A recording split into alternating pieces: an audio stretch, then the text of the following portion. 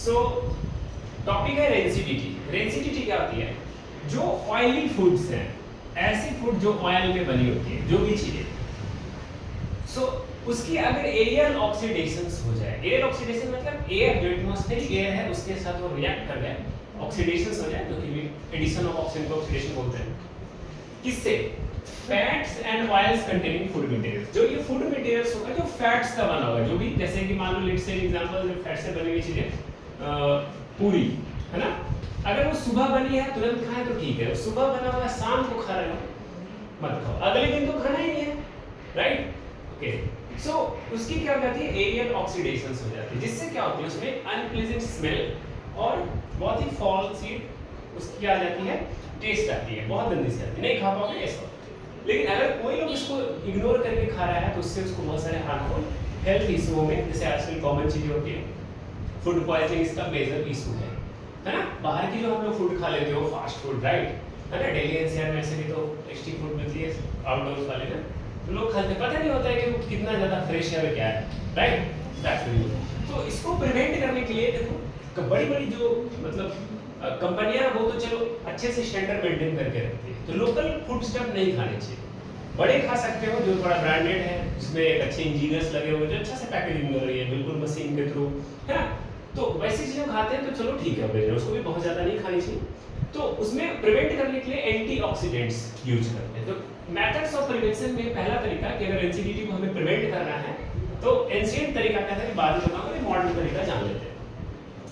सो पहला जो तरीका है that is adding antioxidants.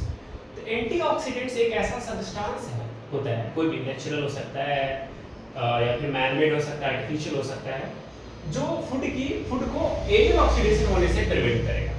So this is done by scientist, chemist, उन लोगों ने बनाया बेसिकली, है ना, एंटीऑक्सीडेंट को। तो पहला एंटीऑक्सीडेंट जो यूज करते हैं, ठीक है, एंटीऑक्सीडेंट समझ में आ गया? ऐसी सब्सटेंस है जो ऑक्सीडेशंस ऑफ फूड्स को, ऑक्सीडेशंस ऑफ ऑयल को प्रिवेंट करता है, जिससे कि उसका ट्रांसफॉर्मेशन ना हो जाए, है ना, हार्मफुल सब्सटेंसेस है। ओके, जो फूड में अच्छी चीजें होती है, गुड चीजें होती है, good formats of nutrients amount होती है, उसके अंदर बहुत सारी चीजें होती है, कॉम्प्लेक्स, है ना, पढ़ के आगे क्लास 12 में इस बारे में बायोमोलिक्यूल्स का एक चैप्टर है केमिस्ट्री में, वहां जाओगे। ओके, तो समझ में आ गया? तो फर्स्ट प्रोसेस था एडिंग एंटीऑक्सीडेंट्स। एंटीऑक्सीडेंट जो सबसे ज्यादा कॉमन है ये दोनों है, BHA और BHT। BHA क्या होता है? Butylated hydroxy anisole. ये एनिसोल क्या होता है? क्लास 12 ऑर्गेनिक केमिस्ट्री पढ़ोगे वहां पर जाओगे, है ना। फिनॉल बेंजीन रिंग, जानते हो बेंजीन क्या होता है? बेंजीन ऐसा होता है, अभी नहीं समझ में आएगा बट मैं तुमको इतना समझा दे रहा हूं कि बेंजीन पे कोई एक मिथाइल का या कोई ग्रुप होता है, आर ग्रुप, कुछ भी हो सकता है। अभी क्लियर है ना कि बेंजीन का कोई सब्स्टिट्यूटेड कंपाउंड है, यहां पर कुछ लगा हुआ हो सकता है, ठीक है। एनिसोल, क्योंकि अभी टेंथ में समझ में आएगा नहीं, तो मैं समझ रहा हूं इतनी काम की चीजें। बेंजीन का बना हुआ कंपाउंड है, एनिसोल बस एक बना तो काफी है। दूसरा BHT, ये है ब्यूटाइलेटेड हाइड्रोक्सी टॉलिन। ये भी क्या है? टॉलिन का ब्यूटाइलेटेड हाइड्रोक्सी का। अब टॉलिन क्या होता है? देखो ये बेंजीन रिंग होता है और ये इसको वो जिसको बोलते हैं फिनॉल। क्या बोलते हैं? फिनॉल। अभी तुमको इतना सा समझ में आया, इसमें कोई कंपाउंड लगा रहता है आर का ही ग्रुप का, ठीक है, तो टॉलिन इसका कंपाउंड होता है, ठीक है। टॉलिन। Next tocopherol. देखो विटामिन ई जो है इसका नेचुरल नेम, मतलब बायोलॉजिकल नेम कह सकते हैं, टोकोफेरॉल है। तो विटामिन ई जो है मेरा नेचुरल एंटीऑक्सीडेंट। अब विटामिन ई जानते हैं बहुत सारे सोर्सेज से मिलती है ना, जैसे आंवला में कहते हैं कि विटामिन ई पाया जाता है ना, जो भी कैरेट हेयर ग्रोथ के लिए जो हम लोग खाते हैं ग्रीन वेजिटेबल्स बहुत सारे होता है, उसमें विटामिन ए पाई जाती है। तो विटामिन ई की कैप्सूल भी मिलती है, तो but that capsule is basically artificially, और कुछ है जो है naturally extracted, but vitamin E को बनाया जा सकता है किस कैसे? Artificially, right. क्या टोकोफेरॉल्स उसका नाम है, याद रखिएगा, बायो को फिर नीट करना है तो टोकोफेरॉल चलेगा, है ना। Okay, next ascorbic acid, vitamin C, है ना। विटामिन सी जो है जैसे लेमन, आंवला, जितने भी सिट्रस फ्रूट है ना, ऑरेंज, राइट, उन सब में विटामिन सी पाया जाता है। ये वाटर सोल्यूबल एंटीऑक्सीडेंट्स है। अच्छा, वाटर सोल्यूबल कौन कौन सा है? बेस और एसिड मालूम है, मतलब विटामिन कौन सा है मालूम है? वाटर कौन कौन सोल्यूबल? देखो ADEK, एडेक बोलते हैं, ये आगे पढ़ना है तुम लोगों को। ADEK जो होता है फैट सोल्यूबल है, क्या है?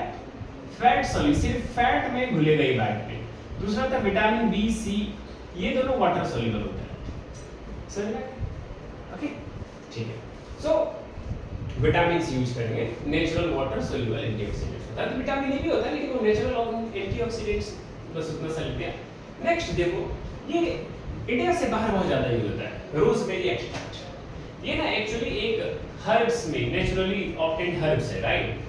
तो जो देखो इंडिया से बाहर जो दुनिया में जो इंडिया से बाहर की कंट्री है वो ज़्यादातर नॉन वेज अपने डाइट में यूज़ करती है ना? हमारे देश में तो चलो मिक्स्ड है, वेजिटेरियन है ना, नॉन वेजिटेरियन भी है, ओमनीवर्स है बेसिकली। और अब तो वीगन भी चला है, बेस्ट है। वीगन होना सही है गलत है? कैसे सही है?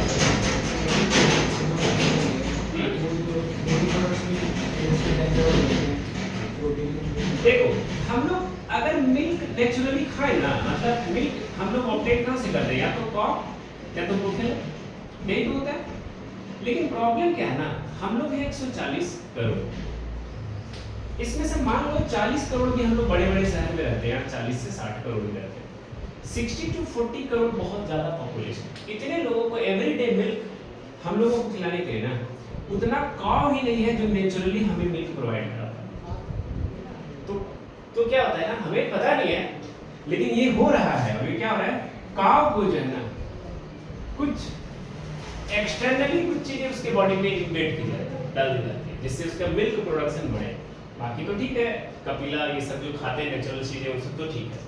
लेकिन अगर कोई नहीं पता, मान लो कोई इसका गलत यूज किया जा सकता है, इसको हम ऑक्सीटोसिन का काव को सुई दे दें और वो इतना ज्यादा मिल्क प्रोड्यूस करे कि हमारा नीड पूरा हो जाए। हम लोग ऑक्सीटोसिन वाली चीजें खा रहे हैं, तो हम मिल्क तो खा रहे हैं ये सोच के कि अमृत का संज्ञा देगा ना हमारे देश में मिल्क को, पानी को। लेकिन अगर इसमें ऑक्सीटोसिन जैसी चीजें यूज हो रही है, वो मिल्क मिल रहा है, तो हम लोग एक तरीके से देर की लाइक ना कंपनी ने पेटा तो काफी अच्छी है, एनिमल्स प्रोटेक्शन के लिए ठीक है। क्योंकि अगर नहीं होगा तो लोग गलत उपयोग करेंगे, एनिमल्स को मारेंगे वाले रोकने के लिए, ठीक है। तो अगर वो तुम नेचुरल तरीके से मिल्क ऑब्टेन कर रहे हो तो ठीक है, चलो, मतलब जैसे गांव में होता है वैसा कुछ नहीं करते है ना, जितना बच्चा पी लेता है उसके बाद जो उसकी कॉ की जो बेबीज होती है, कब्स बोलते हैं ना उसको, ओके, काफ बोलते हैं कि कब्स बोलते हैं, सो काफ जो होते हैं उसको, उसके बाद अगर बच्चा है तो लोग पहले पी लेते हैं, ठीक है। लेकिन अगर हम इसको ऑक्सीटोसिन, काफ को अगर ऑक्सीटोसिन डाल के मिल्क ऑब्टेन कर रहे हैं तो वही चीज कर रहे हैं जैसे किसी एनिमल को तुम काट के खा रहे हो, सही चीज। ये तो क्या वीगन वालों का कॉन्सेप्ट, जो कि सही है, गलत बिल्कुल भी नहीं, समझ में आ गया ना लॉजिक। इसीलिए वीगन के पीछे लॉजिक जानेंगे कि सर ऐसा क्यों होता है, वीगन वाले लोग क्यों कहते हैं कि नहीं खाना चाहिए कॉमन, क्यों नहीं खाते हो। असली रीजन यहाँ है, इसके पीछे जो अत्याचार हो रहा है, नेचुरल है तो कोई बात, लिमिट में, किसी को ऐसा नहीं करना कि अन्याय करना है किसी भी, राइट। ओके, अगर हम अन्याय करेंगे क्या होगा, अभी हमारा टेक्नोलॉजी एआई वो हमारे पे अन्याय करेगा, हमसे तो ज्यादा पावरफुल है। ओके, नेक्स्ट, तो रोजमेरी एक्सट्रैक्ट के बारे में मैं बता रहा था। ये रोजमेरी एक्सट्रैक्ट एक हर्ब्स है नेचुरली ऑब्टेन्ड, जो इंडिया से बाहर मीट प्रोडक्ट्स के प्रिजर्वेशंस में यूज किया और ये काफी अच्छा होता है, एरोमा होता है इसमें रोजमेरी एक्सट्रैक्ट, है ना। बोले सर इंडिया में क्यों यूज नहीं होता होता है, लेकिन हमारे बीच से थोड़ा बाहर है ना। हमारे बीच मतलब बड़े होटल्स में जाओ, है ना, 7 स्टार क्यूजीन में जाओ तो वहीं यूज होता होगा, बड़ी बड़ी कंपनियां रेस्टोरेंट यूज करती होंगी। Next, packing food in the bag, देखो कोई भी बैग, जैसे हम लोग कोई भी चीज खाते हैं चिप्स तो उसको ना इस गैस से इनरिच्ड कर दिया था, ये इनर्ट गैस है तो रेंसिडिटी नहीं होने देता, एरियल ऑक्सीडेशन होने से रोक देता है। ये बहुत अच्छा तरीका है। तो जो भी तुम लोग कुछ खा रहे हो, कोई भी चीज खा रहे हो, है ना, पैक फूड, अगर वो पफ्ड निकला, एयर नहीं है उसमें, तो बिल्कुल मत खाना, समझ में आया? हां, ये हो गया ना। Next, keeping food in refrigerator, food को कहां रखते हैं, हमारे घर में होता है रेफ्रिजरेटर, तो ये सिंपल तरीका है फूड को प्रिजर्व करने का तरीका, right. Storing the food materials in air, तो घर में देखते होंगे कि मम्मी लोग जो किचन में जिन भी चीजें यूज करते हैं वो एयर टाइट कंटेनर्स में पैक होती है ना, ग्लास की चीजें यूज करती है, उसमें अच्छा ढक्कन लगा होता है बिल्कुल, क्या जनरली, तो एयर टाइट है, एरियल ऑक्सीडेशन होने से बचेगा। बोले सर उसको जो पैक करेंगे सर उसके अंदर जो एयर है तो ठीक है, उसके अंदर एयर है, लेकिन वो एयर से थोड़ा हो सकता है कि होगा ऑक्सीडेशन, ये बहुत कम होगा। पूरा ओपन कर देंगे तो दौड़ क्या होगा ठीक है। अब देखो एयर ऑक्सीडेशन होने के पीछे और भी बड़ा बड़ा रीजंस होते हैं, सिर्फ एयर हो ही जरूरी नहीं है, सिर्फ एयर रेसिडिटी तो तुम समझ लीजिए, फूड तुम्हारा स्पॉइल भी हो सकता है अगर तुम ओपन रखे हो, तो जो एटमॉस्फेयर में जो एयर है, ठीक है, एटमॉस्फेरिक एयर मतलब एटमॉस्फेरिक ओपन एयर बोलेंगे, एटमॉस्फेरिक एयर तो हुई, बट जो ओपन एयर है रूम में इसमें क्या आता है, पढ़े होंगे क्लास में 9th में और आगे पढ़ोगे बायो वगैरह लेना होगा तो, कि हमारे इस एयर में ना बहुत सारे फंगस एयर में फ्लोट कर रहे हैं, स्पाइरोजाइरा एंड ऑल, ईस्ट वो जाके उस पे बैठ जाते हैं, जो ग्रीन कोटिंग हो जाती है ना किस पे, ब्रेड पे वही जाती है, तो इससे तो फूड खराब हो जाएगा ना, रेसिडिटी हो जाना, फूड तो खराब हो गया। तो इसलिए एयरटाइट कंटेनर में डालने से क्या होगा, रेसिडिटी का रेट बहुत स्लो हो जाता है, extremely slow. Last but not the least, keeping food away from sunlight. देखने में सिंपल है लेकिन ये बहुत इंपॉर्टेंट पॉइंट्स है। अगर सनलाइट से हम लोग फूड्स को दूर रखें तो क्या होता है, जब तुम घर में हम लोग के रेफ्रिजरेटर होता है, रेफ्रिजरेटर जैसे ऑन करोगे तो क्या हो जाता है, लाइट उसमें जल जाती है। लेकिन जैसे रेफ्रिजरेटर ऑफ करते हो, देखिए रेफ्रिजरेटर ऑफ करने के पहले लाइट बंद होता है, बोले सर ऐसा क्यों होता है सर? क्योंकि जब तुम रेफ्रिजरेटर ऑन कर रहे हो तो हमारी कन्वीनियंस के अंदर उसके लिए लाइट दिया गया है, लेकिन उसमें सेंसर है जो लाइट को सेंस करता है, डार्कनेस को सेंस करता है, तो क्लोजिंग को सेंस करता है ना, उसमें सिस्टम है, आगे बढ़ोगे इंजीनियरिंग करोगे कैसे काम है ना, तो उसको जैसे क्लोज करोगे तो उसका लाइट ऑटोमेटिकली बंद हो जाता है। तो सनलाइट से तो बचाना भी है, लाइट से भी बचना है। एटीपी होती है ना अलग, ये सनलाइट इतना पावरफुल नहीं है, हमारे घर की जो ट्यूब्स एंड ऑन लाइट्स हैं, इलेक्ट्रिकल लाइट्स, बट उसके साथ एक प्रॉब्लम है, मतलब बताने के लिए क्या करना पड़ेगा तुमको, रेसिडिटी से फूड को सनलाइट से दूर, समझ में आया?